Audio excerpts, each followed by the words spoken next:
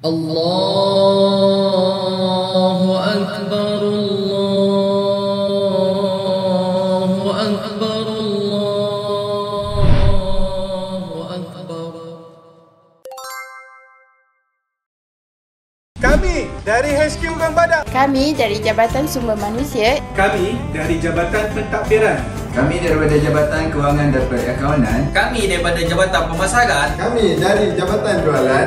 Kami dari Customer Service. Kami dari Jabatan Pendaftaran dan Dokumentasi. Kami dari Jabatan Tiketing dan Jabatan Operasi.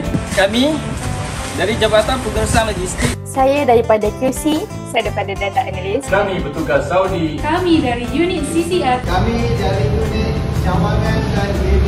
Kami daripada Jabatan Operasi Insafu.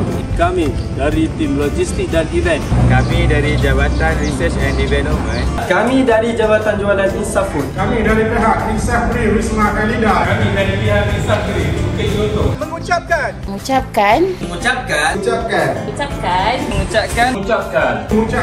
Selamat Hari Raya Aidilfitri. Maaf Zahir dan Batin. Insaf dulu baru raya. Kami daripada Insaful Sdn Bhd ingin mengucapkan Selamat Hari Raya Aidilfitri. Maaf Zahir dan Batin.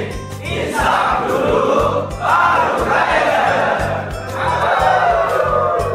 Saya pengurus Insafri Sdn Bhd mengucapkan Selamat Hari Raya Aidilfitri. Maaf Zahir dan Batin. Insaf dulu baru raya.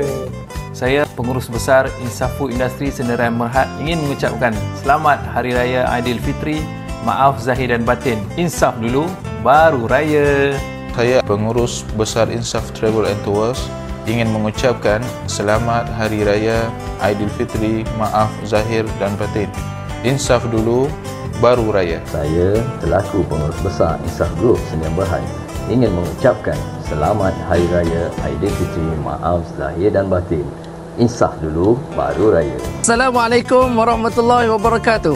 Kami ahli lembaga pengarah Insaf Group ingin mengucapkan Selamat Hari Raya Aidilfitri. Maaf Zahir dan Batin.